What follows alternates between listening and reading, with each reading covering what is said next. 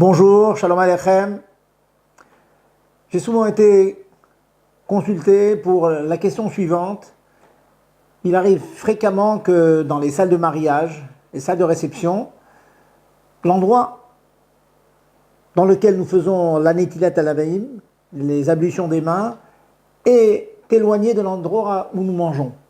Or, il est bien connu qu'il faut minimiser l'interruption, le temps d'interruption entre la netila et puis le motzi, le fait de manger le pain. Comment faire lorsque les deux endroits sont éloignés? Une solution consisterait, certains préconisent cette solution, à prendre du pain avec soi, de faire la netila là où il y a de l'eau, et ensuite de faire le motzi sur place pour éviter l'interruption, en pensant que l'on finira le repas à l'endroit de la salle du repas. C'est une solution. Je préfère la seconde que je vous expose tout de suite, c'est de faire l'Netilat Yadayim là où il y a de l'eau.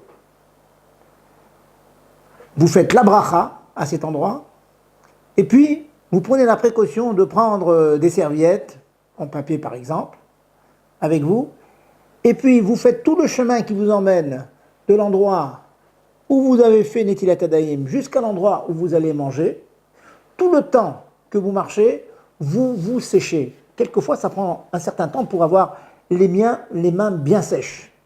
Sachez que tant que les mains ne sont pas complètement sèches, nous n'avons pas le droit de faire un moti. Donc la mitzvah de Netilat Yadayim n'est pas terminée tant que les mains ne sont pas complètement sèches.